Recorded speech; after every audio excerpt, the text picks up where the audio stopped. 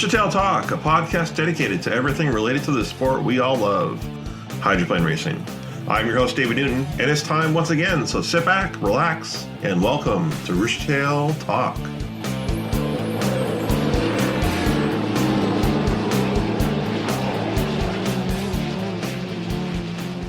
It is April 21st, 2020, and this is episode 31, part 2 of the Mark Webber interview. Wow, we're over 30 episodes in to this podcast. It's crazy to think about. In less than a year, we've got over 30 episodes. I don't know how many interviews done so far, and I'm really excited to see where the podcast will go. I've got some fun interviews lined up from people across the country and actually in different countries to talk to. I'm really excited to get their stories out there and to talk more about hydroplane racing. I'm having a lot of fun, and I really enjoy, and I'm really thankful for all of the listeners' emails and notes they send in. Really appreciate hearing from you and hearing people enjoy the podcast. It's wild to look at the stats. People are listening to the podcast all around the globe. We've reached every continent so far. There's people in Australia, New Zealand listening in. There's some downloads in Asia, Africa. I see South America has some downloads as well. A good amount in Europe. And I mean, it's predominantly in North America, but that's predominantly where the sport is. But it's fun to see how far this podcast is going and growing. And thank you once again to listeners out there for sending in your messages. Awesome to hear from you. Well, with this interview, before we get into it, I wanted to take a moment to read off Mark's racing resume because he's got some impressive stats. He's done some great things in his career, and I want you to hear that. Now, it's a fourth generation racer. It's in his blood. It's in his family. I mean, he's got a lot of stats to prove that he is a racer. He's a 7-time region high point champion in 5 liter, 1 liter, and Grand National hydroplane. 5-time MACH champion in 5 liter, 1 liter, and Grand National hydroplane. A 2-time Ray Weber Memorial High Point Award winner. 8-time Marine Prop Rider High Points champion. He's a 4-time Valleyfield champion in both 5 liter and in Grand National hydroplane. A 6-time Eastern Divisional champion, 5 liter, Grand National, 2.5 liter mod, and in 1 national mod as well as the UIM World Champion in 5 liter. He has 1 Western Divisional Championship, 5 Summer National Championships in 5 liter, 2.5 liter mod, Grand National hydroplane, 14-time National Champion in several categories, 5 liter, Grand National, Unlimited Lights, Unlimited. He's a member of the APBA Hall of Fame, Unlimited Class Rookie of the Year, with 2 Unlimited hydroplane career victories, 1 national championship when he raced with Miss Budweiser. He is the Lee Shaneth Award winner. He is an automotive Gold Cup winner, and he's also a member of the Michigan Motorsports Hall of Fame. An impressive resume, to say the least. Now, let's jump back into our interview as we move into Mark's Unlimited career. I think you should get into his Unlimited career now. I think that'd be good. Yeah, good to talk about that. Like, there's some good years to talk about. So you started in the mid '90s with Mike Jones, correct? Yeah, that would be, let's see, 96. 96. 96. Yeah, and you ran for a number of teams, but just a year later, you got an opportunity that was probably one of the pristine opportunities in the Unlimiteds. You got to drive for Budweiser, right? Right. So Mike Jones gives me the opportunity to get my driver's license in Washington. And that happens. And pretty much I went back racing Unlimited Lights. And I guess I drove Seattle too. So I drove a couple races. And then that was pretty much it. And we'll just see what happens. And then Fred Leland called the following year. Scott Pierce had blown over. I think it was Scott Pierce blew over the 99 in Detroit. Mm-hmm. And they asked me if I wanted to drive for Fred. And I think we went to maybe it was Madison. I'm not sure which boat. And it was that.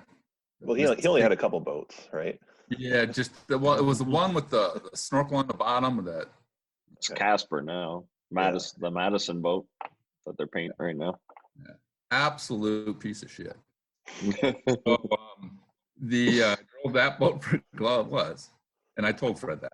And so then we drove that for a few races, and then we were sitting in Norfolk, Virginia, and the thing wouldn't run. And this is a true story about Fred Leland. Sitting on the shoreline, he goes, I walked up to him and I said, "Hey, Fred," I said, "You don't seem too happy with how the boat's running." He goes, "I'm not." I said, "I get the impression that you think it's the driver." He said, "I do." I said, "Well," I go, "do you want my opinion?" He said, "Yeah." I said, "I think the boat's a piece of shit." And he just kind of looked at me. And I said, "But you know what? Why don't we just go remove the question mark?" I said, "Why don't we put Mark Evans in it and find out?" Mark Evans went out and he ran 0.3 of a mile an hour faster than I did. And he's been racing for 5 years and I've been racing for 3 races. Mm-hmm. So a mile an hour, I'll give him. And Mark Evans come walking up the dock and looked at Fred and he goes, "Yep, it's junk." So that was pretty much it. And I thought, well, that was my racing career with Fred Leland. And we went back, and then Jackie, his girlfriend, they went to Tri-Cities, and she goes, "Did Fred call you?" I said, "I haven't talked to Fred since Norfolk." She said, "We're getting lucky down out of the rafters, and you're driving lucky in Tri-Cities." I said, "I don't know what you're talking about." So we ended up going there, and actually I went into the final with the second fastest, or the boat with second most points.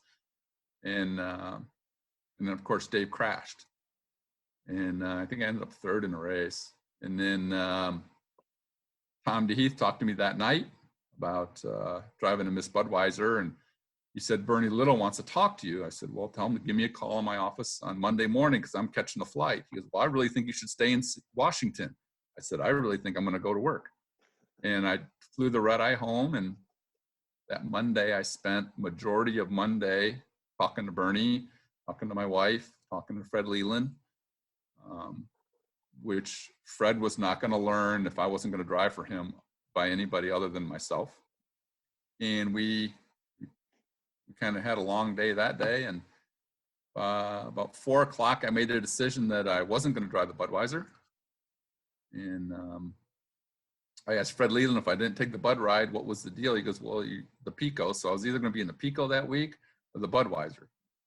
And at that point, it was probably Mark Evans and I not knowing which team we would be racing for. And at 4 o'clock, I decided it just didn't feel right. And I told Bernie no. And that did not go over well. I told him it wasn't personal, it was my racing career. So he asked me what it would take. So I told him what it would take. And he gulped. And about an hour and a half later, he came back and made me an offer where I would be paid the second year because I knew I was going to burn a major bridge because I knew I was only going to drive the boat for 5 races, and the rest is history. So we went on to drive the Budweiser the remainder of the year. Boat failed 4 times and crashed once, got crashed into once, and then won the World Championship, won Vegas. I think it was Vegas, and then that off season, I was going to be on the Budweiser payroll regardless. And Dave was coming back, which I was glad to see he was coming back. I don't want to end their racing career that way. And that was part of the deal. I was fine with that. And Ed Cooper needed a driver. And he thought it was really cool that he could have the Budweiser driver drive for him. And we had a ball. Absolutely. I laughed a lot. And then we had a great time. And then we went to Seattle and we blew the bottom out of it. And then he was done for the year. And then Kim Gregory, because I knew George Stratton very, very well. His aunt who raised him and my mom were best friends. And George says, "Hey, we're looking at buying Woomer stuff. You want to drive the boat?" And we talked about it, and knew Kim Gregory well from the inboard days, and we decided to go to 2 races. Kim was having so much fun and found out the Navy was going to pay for the majority of the shipping to go to Hawaii. We went to Hawaii, and on the last day of the payroll of the Budweiser, I won the race and beat the Budweiser, and the first person I called was Bernie. Tell him that I just passed. It was great. And he laughed. He's a good guy. Yeah. Racing for Bernie he's a good man. And then we went ahead and then we formulated a team and we raced for a couple, 3-4 years, I guess. And then bought a marina and kind of was tired of racing. The boat was getting timed out. I mean, we were the second fastest boat, but we were still 5 miles an hour away from Budweiser. And George had lost his life the year before. My wife was probably not as excited about me going at 200 as she was before, and had an opportunity to be in the marine industry, and just kind of thought, nah, it's a good time to change gears, and did that. In 2008, of course, everything went to hell, and then got out of the marine industry pretty unscathed, and that's when the DRA called, and then that's pretty much how the Unlimiteds went. I'm still racing now, still driving a couple different classes. For whatever reason, the last few years, people have been calling me up saying, you want to drive the boat. So I guess the mid-50s guys can still race. Jeff, you don't have to comment on that, by the way. So it's I think at some point we'll be racing this year. Yeah. If we get to race. Yeah, right. Exactly. If Chris puts you in for Rocky Fork, I think we'll be there. That's good. That'd be fun. Jeff came close to racing a year ago, and he had problems, or 2 years ago. He had problems with the boat. We were really looking forward to it. So Yeah. So have you guys never raced against each other then? No. All right. Well, maybe this summer it might happen if we are racing. That would be cool. What classes are you racing right now, Mark? I race with Chris in the 1 liter. I'm the backup driver, which gives him the ability to fire me weekly, which he's in our shop. He has great satisfaction of firing me right on the dock. And then Tony Stoller's G&H. I've raced for the last 4 or 5 years. And then there's a boat called the National Modified called the Oak Crow. I've been driving that, although we were supposed to go to Valleyfield this year, but I don't know about that. And then I also run the Vintage Unlimited Miss US for J. Armstrong out of Nebraska, it's a hoot. I mean, it's just fun. Ed Cooper's on our crew. It's just, again, we go and have a really good time, and we work on the boat, but I think we laugh more than we work on the boat. It's a lot of fun. What was it like when you had to tell Fred that you're leaving? Because I kind of had a similar situation with Fred when I left right between Tri-Cities and Seattle. And he was actually really cool to me. This was a full-time gig in the old Bud boats for Ted Porter. So he said, do it.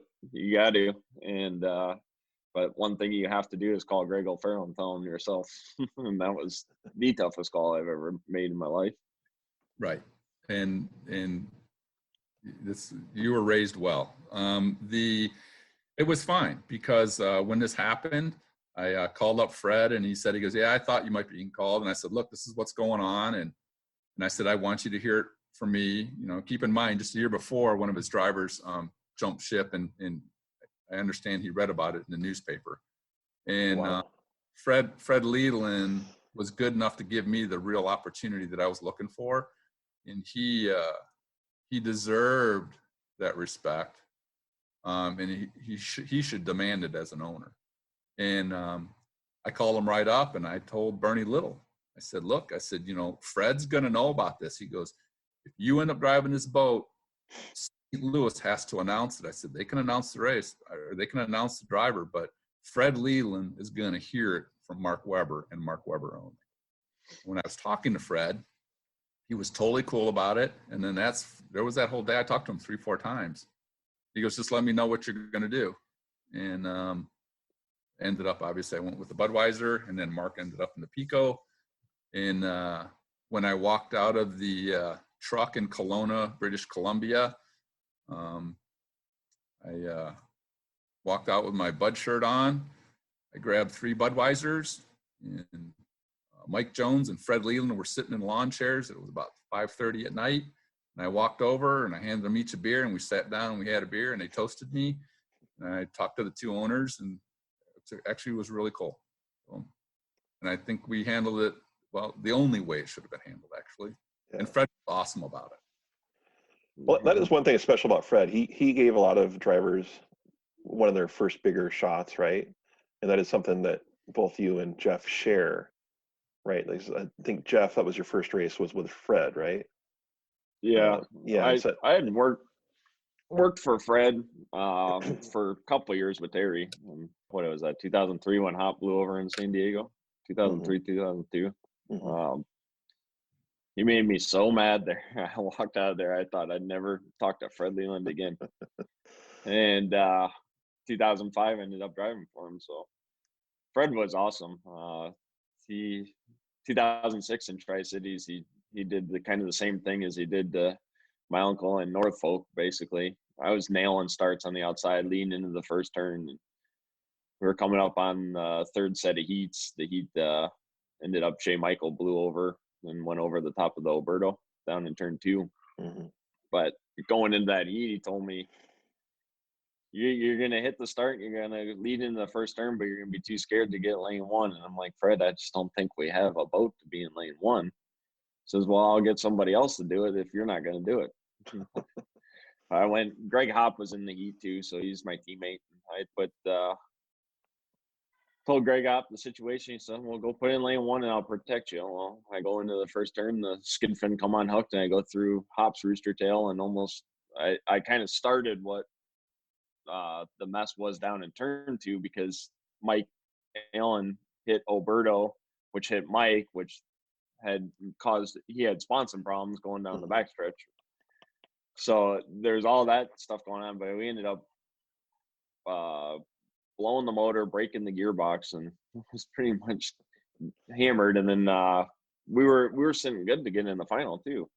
And then Mike blew over, and they didn't get the motor and the gearbox changed in time. But how'd you like that one, Fred? That cost you a lot of money by saying that. And then, but then after on Monday, when I had to call him, he was awesome about it. 2008, I think, in Madison, he was really sick, and walked down to him, see how he was doing. It was bullshit, and he was really bummed out that Greg had flight problems and couldn't make it, and they were actually ready to go testing for once, but he had no driver.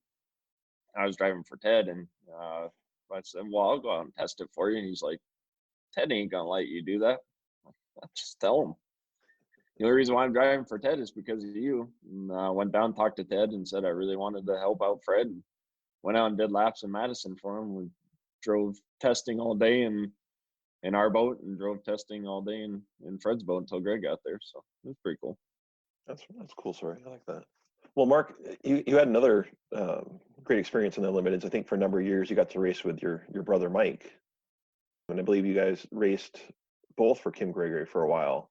What was that like for you? Was that harder for you when he was on the team with you, or what was that like? No, not at all. Keep in mind, back in the 5-liter days when Michael on the 5-liter, we raced together. Although we didn't race against each other, we raced together as a team. We understand how each other think and everything else in our strategy.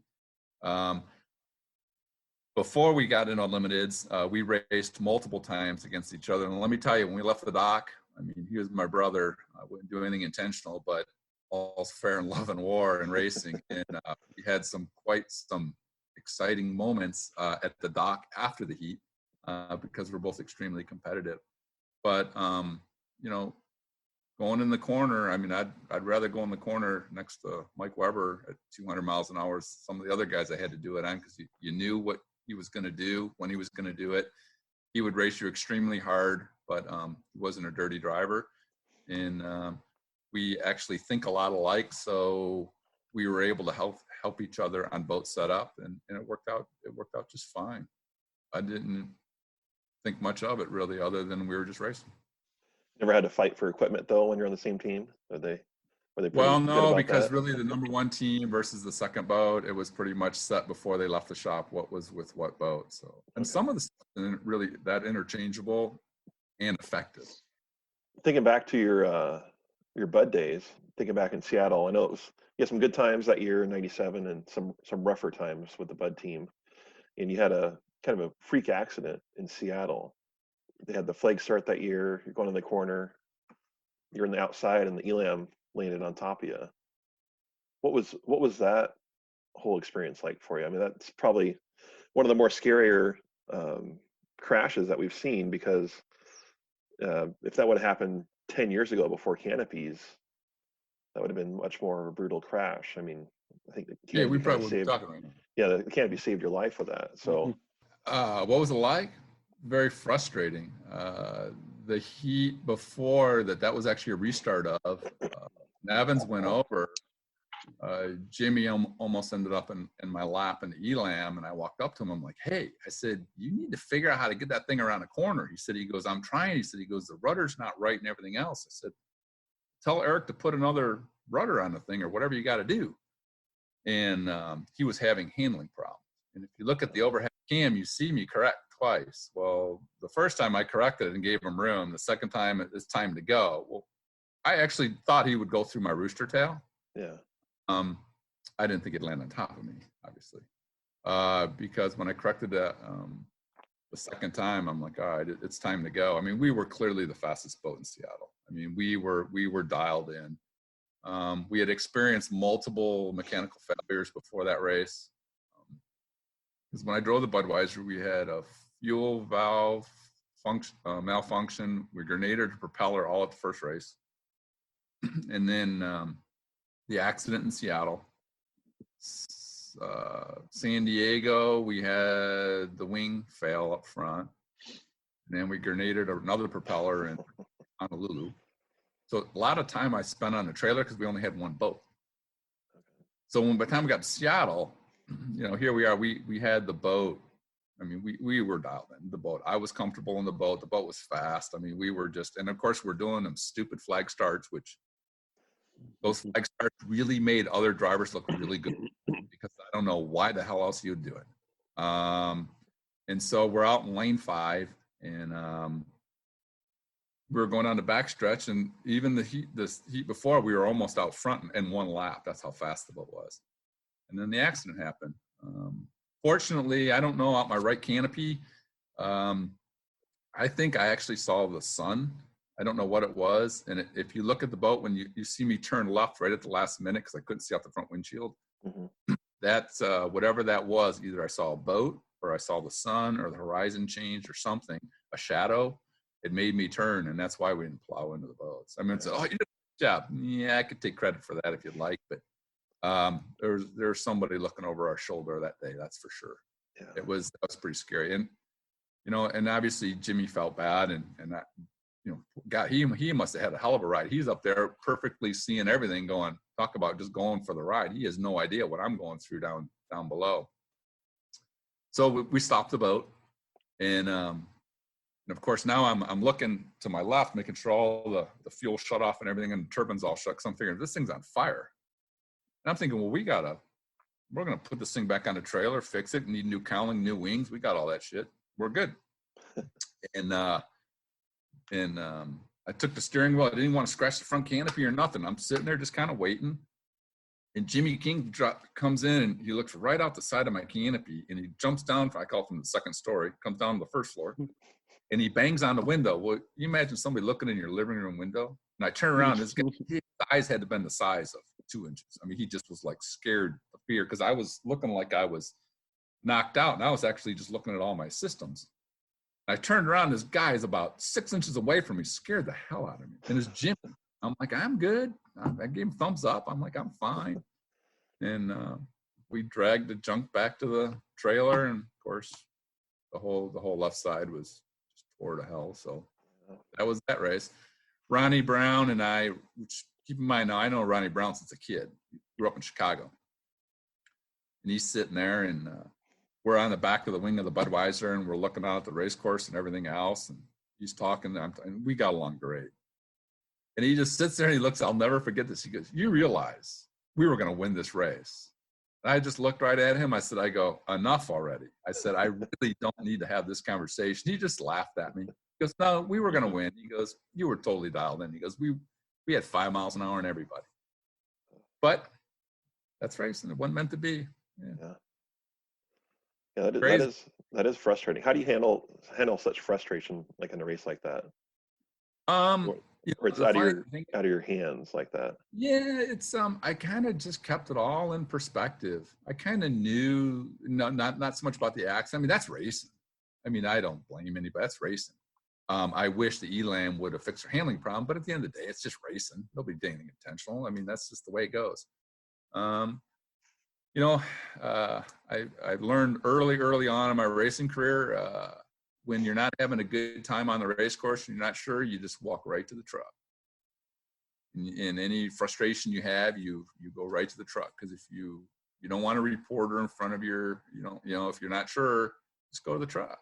They can't talk to you there. Just lock the door once you get in there. Collect yourself and come back out, put your smile on, and go, yeah, okay. So it's just kind of the way it's after the ping pong situation, ping pong balls in Detroit, I can get through anything, because that one about ended my career. So it's like, I think I need a little more of a backstory of the ping pong. What's this all about? Did you lose a ping pong I don't game? know. This might be a little is too political. It might be, I don't know. Is this a family show, or is this were you playing beer pong? What's going on here? Gary Breck, who was trying to get parity in the sport, which it needed, I'm not going to argue that, decided for the oldest trophy in motorsports, oldest active trophy in motorsports, we were going to draw ping pong balls for the final heat of the Gold Cup. And I absolutely just was dismayed. I had spent my whole racing career as the one of the best years ever that I had to actually have an opportunity to try to win this thing. Not taking anything away from what happened in the final, because everyone had the same rules, and I think that's great. But when I found out that we were going to decide lane choice for that, I drew the ping pong ball, and of course I got lane 5 right. Everyone, you're really going to win a boat race in lane 5 in Detroit. Yeah. In a turbine, and it's just not going to happen unless everyone jumps the gun. And needless to say, it was a horrible final. So, but before then, I left the second deck of the pit tower, and I asked the referee. I said, "Is this meeting over?" And they said, "Well, they go, if you've drawn for your heat, it's over." So I walked out of the second deck of the pit tower, and when I went through the door, it hit the wall so hard that it slammed shut. And so now I'm the hometown boy. So I go to the truck and told my crew chief what was going on, because he was like, "What's wrong with you?" And I'm like, "You cannot believe what the hell just went on." And so needless to say, I'm in my lounge and I'm getting ready for the final heat. And of course, all the press comes because I'm the hometown kid. And my PR director said, "Well, the press wants a statement from you." I said, "I have nothing to say." "Well, you have to say something." "Okay, if you want me to say something, I'll say something. You can tell Gary Garbrecht to shove that trophy." You can probably figure out where I told him to put it. And she kind of looked at me, and maybe I should come back. I said, "You said you wanted a quote. That's my quote." And of course, the final heat, we didn't do good. And actually, Mike Hansen won, which I was really excited about. Mike Jones, I thought that was cool. And we went ahead, and I told Kim Gregory, "I'll call you on Wednesday and let you know if I'm going to get on a plane." He said, "Oh, you'll be there." I said, "No, I wouldn't be too sure about that." He said, I got into the sport to race. And so 45 minutes later, one of my best friends called me, and he said, "What are you doing?" He goes, "Where are you at? I can't find you in the pit area." I said, "Honestly?" He said, "Yes." I go, "I'm home on my tractor. I'm mowing my lawn, drinking a beer." "You just ran in the Gold Cup and I go, "Yeah, I'm mowing my lawn, drinking a beer." It's just what was my, and that's how it all happened. So it was, Gary and I had a meeting the following week in Tri-Cities for 45 minutes. I told him I want to talk to him. And he did assure me that we would not be deciding the final heat based on ping pong balls the rest of the year. And so I called Kim Gregory. I said, "Okay, I'll get on a plane." So I finished out the year. Yeah, it's great. Everyone loves all my buddies when I'm frustrated about something or they want to give me crap. They're like, "Ping pong? You want to play ping pong?" And they all know. I just like, it's just a big standing joke between all of us. Didn't they do something at the banquet that year and give you a wiffle ball or something? So that Oh, you no, could be no, able to, no, we did. No, what I did is Oh, that's- Gary. Oh, God, this is a classic. So now Gary's cool guy. So Gary, I was again second in the series to Budweiser, right? And so we're going to the award ceremony, and in fact, you were driving around with me, Jeff. We went. I bought a dozen ping pong balls, and then I bought one golf ball that was, was like a golf ball, but it was a wiffle ball. So I put them all in there, and I painted them all up, all different colors. Red for Budweiser, green for Zenetics, white for Mike Jones, yellow for whatever the hell Woomer's boat was that year, etc. Orange for the Elam, and I put all the numbers on it. And of course, mine was the one that the texture of it was totally different and had the U10. And so I put them all back in the package. And at the award ceremony, I went to Steve Montgomery. I said, put this underneath the podium and just leave it there. And when I come up to get my second place award, I said, I'll bring this out. And he just looked at me and I go, don't worry about it. So I invited Gary Gardrick up and to the thing to get to him. So I told him how fond I was of his ping pong balls. And it was a standing joke. And he was walking up towards me, and he looks right at me. Now, keep in mind, I'm in a tuxedo looking at 250 people, and he's walking towards me, and he goes, careful. And of course, I have the microphone. I go, what are you going to do? Sue me $5,000 like Bill Walk? And I just started laughing. And that's when I handed him his ping pong balls. What Bart told me, he said that was in his office next to all the racing helmets. He said he told the story every time somebody came and said, why do you have colored ping pong balls? So we were trying to make light of it and have fun, because even though we were getting paid, it's still just a hobby. So hobbies are supposed to be fun. Yeah. Who's your favorite driver that you raced against in Unlimited, or liked racing against? I don't know about favorite. Enjoyed. That wasn't Uncle Mike. He asked some of these questions at Chip, and I thought they were pretty cool. The Mark Evans was a lot of fun. I mean, how can you not have fun racing against Mark Evans? He'll race you really, really hard. You come back in and be the first guy to high five you. Never did anything dirty. Raced you clean, but raced you really, really hard. And at that time, Mark was pretty much at all the races that I was at. We were teammates, and then we actually were the two top guys racing against each other. It was a lot of fun. And he'll take a picture of you when he's out there too. Oh yeah. Oh, Yeah. I'm sure. Yes. Yeah. And then what we used to do is we just flip him off. Everyone did. Going down the backstretch, warming up, right? Just telling him he was number one. Favorite hydroplane driver of all time? Tom Deeth. Yeah. Was he kind of your kind of like hero growing up in that area? Exactly. Right. Yeah. Tom raced here in Detroit. He good friend. He's actually my brother Steve's godfather. Just kind of guy that did a lot with a little. His boats were always, and then that's what I always looked up to. I mean, before that, right around then, Joe Jambroni, I was talking about a guy that built everything in his garage. And Tom was very, very competitive. He also had one of the coolest looking boats out there that I liked. Was my favorite boat. And of course, in '76, here he's the hometown guy, and my parents and Judy and Tom are friends, and we're all growing up. And now Tommy's driving Unlimiteds, and it's the '76 Gold Cup. And of course, I mean, I stood right next to Judy when he won. I think she only smoked like 9 cigarettes during the heat. And I watched the whole thing right. I mean, it was like front row seat. It was just so cool. Yeah. And then after that, I tested a lot of boats with him. He worked on our boats. We'd go up and test. And then when I drove the Budweiser, he was a very big part of coaching me, and just a guy that I've always looked up to. And I knew him, so it was fun. Who are drivers that you didn't like racing?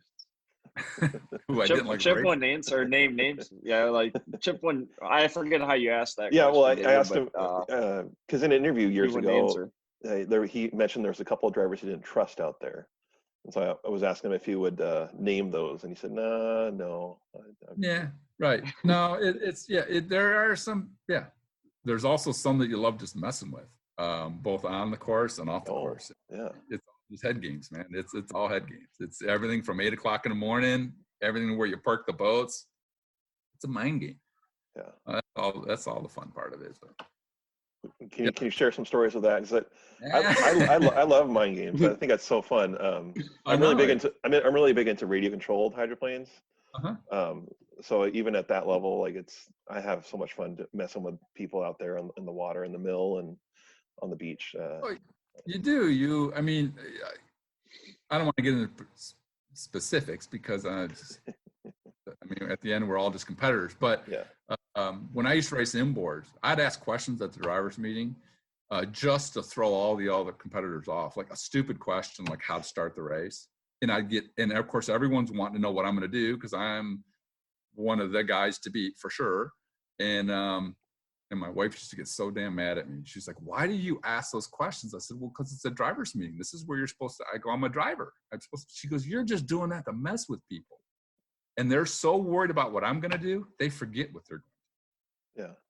And of course, when we leave the dock, we always have 3 plans: Plan A, Plan B, and then Plan C, which means A and B didn't work, which you never wanted to get to C. And so we would just position ourselves all weekend long to make sure that we put ourselves in a position to quite frankly, outfox them.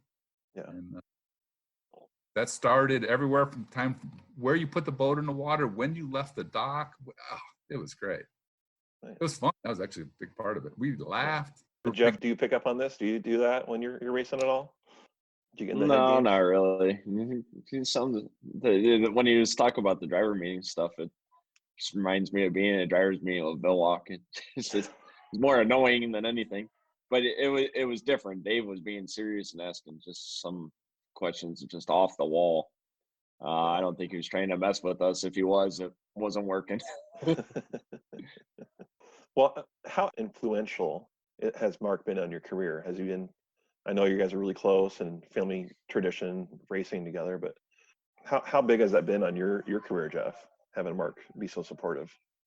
Oh, huge. I'm pretty sure when I was little, before I started racing, everybody thought I was his son. I went everywhere with my Uncle Mark, every boat race.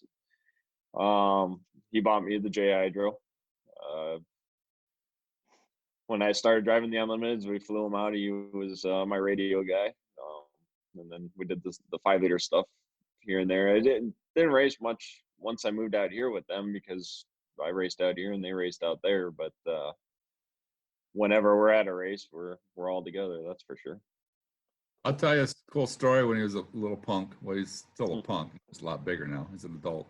So we're going to Lowell, Massachusetts, and we're running for 5-liter championship and the GNH championship. And so he has to go with me. And of course, he's my crew chief. Literally was the crew chief.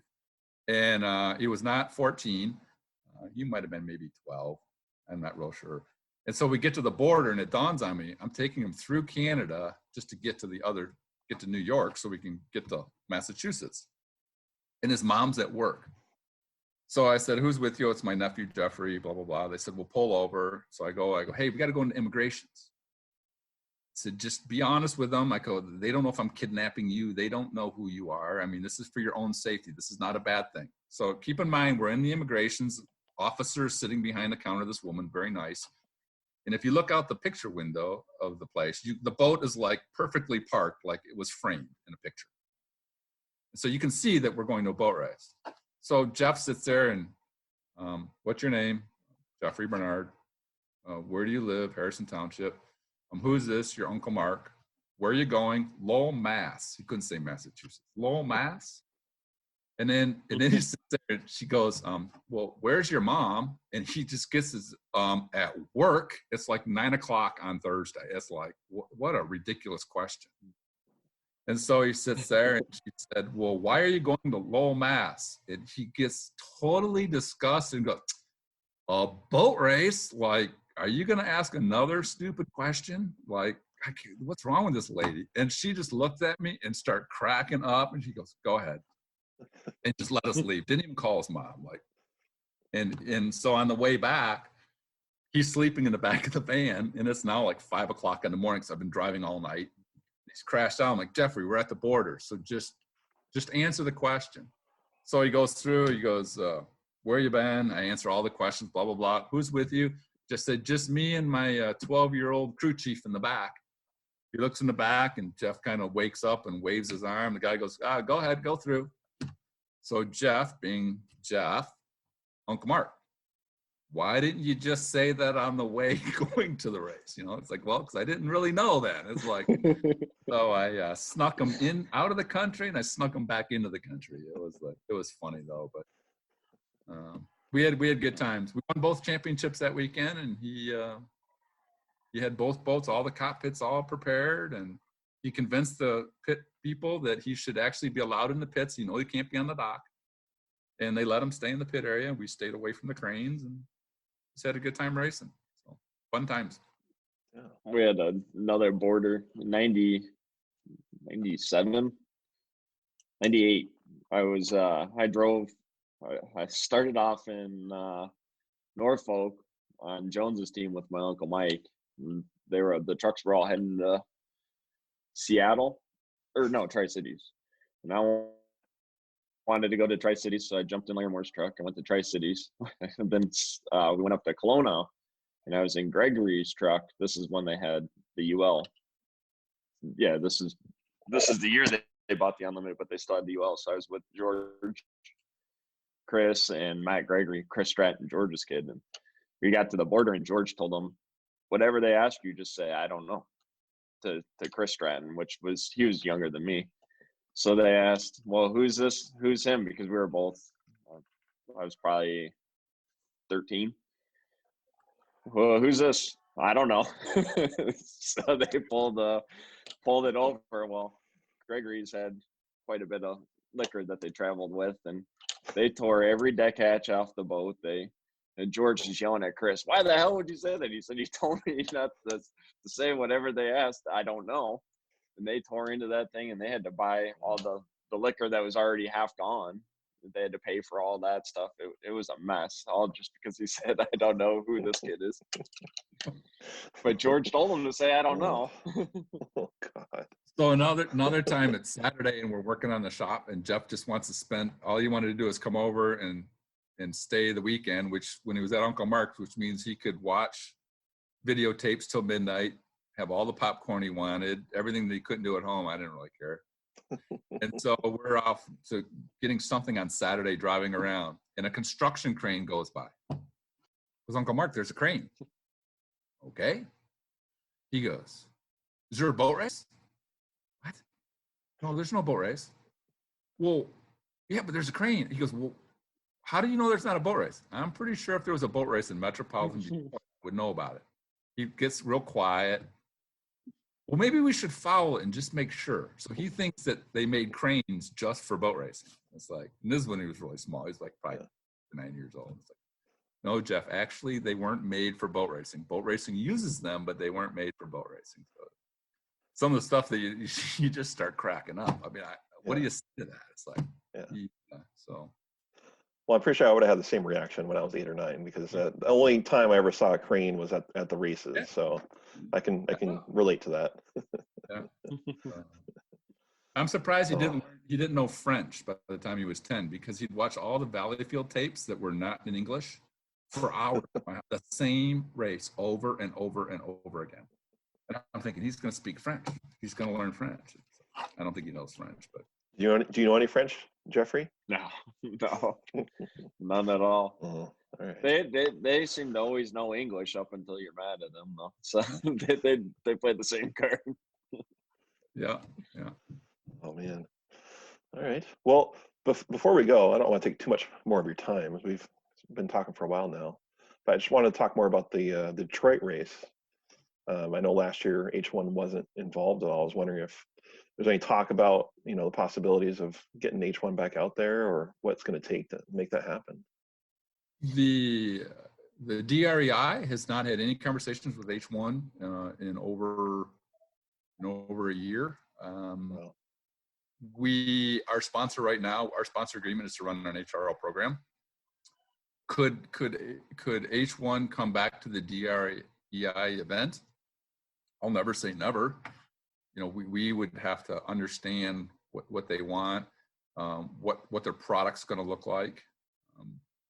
It's important that everyone knows that The board of directors probably are more disappointed than anybody can imagine at Unlimited Racing. We started this organization specifically to save the Unlimited Race in Detroit. Yeah. In 3 years, we raised just under $2 million to accomplish that. Wow. And all we asked is for a guaranteed show. And I think that's a reasonable question when you sign a contract with a sponsor, that you have guarantees. And so that's kind of where we were at. It was not out of desire, for sure. And we all know where the sport is right now. And, these race sites continuously come up with the funds to be able to pay for these events. And you look at, there's no national sponsors on the boats, and the H1 has no sponsors that I know of. So clearly it is a challenge, and everyone needs to understand that. But is Detroit willing to have the discussions? Of course. I frankly don't know the solution, not right now. And our loyalty is to our customer, and our customer is our fan, and our customer is our sponsors. And that's a balance act. So I don't know if I've answered your question, but everyone has my phone number. Know that. All right. Well, it's too bad the H1's not there with it, but it sounds like things are going really well for that race, and HRL. I mean, that sounds like it's going pretty strong. We're pleased at where we're at today. So, we're doing what we got to do to quite frankly stay in business and survive. Yeah, and it's hard to do in powerboat racing right now, right? Extremely hard, especially in a major city like Detroit. I mean, we're Unlimited Racing and hydroplane racing and HRL racing is a very small fish in a very big pond. Mm-hmm. We're not Tri-Cities. Tri-Cities, the race is it's a very big fish in a smaller pond, and so which is great. I mean, I've always said H1 racing needs to be in communities like Tri-Cities, Evansville, those type of communities, large enough to be able to afford it, but small enough where you're the biggest act in town. Mm-hmm. And I think that Gunnersville, another example. Some of that I envy them, actually. I mean, Detroit's a pretty big city, and it's just times have changed. And that's one thing I hope H1 can get their arms around. Times have changed. And I mean, I'm a professed hydro geek. I know it, but I'm not the future to hydroplane racing as a fan. Neither are you. And Jeff's about aged out too. Got to figure out, you've got to figure out how to be younger. And is a lot of the problems that are happening with motorsports as a general. And I told this to Charlie Grooms just last year. I have great conversations with Charlie. I've talked to him this year. He came to the race this year, and it was great to see him. And I said, look, a lot of the problems that are happening in powerboat racing and unlimited racing and these race sites is really not the fault of the race sites or H1, but it's our problem. It may not be our fault, but it's our problem. And until you figure out how to fix the problem, I think you're gonna have more problems. And that's a tough deal. And I don't have the answers. Yeah, I want to think of myself as a pretty young guy, but I'm in my mid-30s now, and the demographics are definitely older right now for powerboat racing. It's something that we need to do something to appeal to the younger generations. Right. It's just. And I don't, these what you can do on your iPhone. Look at this, the conversation we're having right now. Yeah. It really opens up the world. Yeah, it does. It opens up the world to great possibilities and to other things than powerboat racing. And again, I don't blame powerboat racing for that, but it's a problem that they got to figure out. It's tough. One other thing I want to ask before we go is, do you have any more dirt on Jeff you want to share before we go? Anything else we can embarrass him with? Oh, I could throw him under the bus, drive over him. There we go. Nah, he's no, not for this show. I'll be nice to him. Okay. Well, maybe we could have a special later on where it's there you go. Embarrassing most moments with Jeffrey. We were gonna have Uncle Mike on first, but he didn't answer his phone, and you answered. So Oh, there you go. He's probably napping. Probably taking a nap. All right. Well, we really appreciate having you on, Mark. Good talking with you. Thank you. You guys stay safe, and let's get rid of this virus, and let's go back to playing. That's right. That's right. We'll stay safe out there, and we'll stay safe here. Well, I hope you've enjoyed our episode. Make sure you come back next week to listen to our next episode.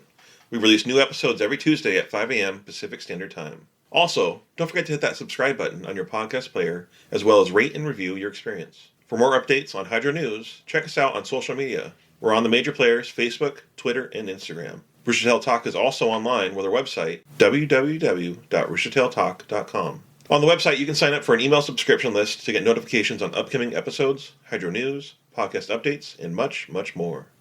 Finally, this is a free podcast to all of our listeners. And if you're really enjoying your experience and want to help us to continue to grow and expand, please donate. You can find a link to donate through PayPal on our website through the support tab. So until next time, I hope to see you at the races.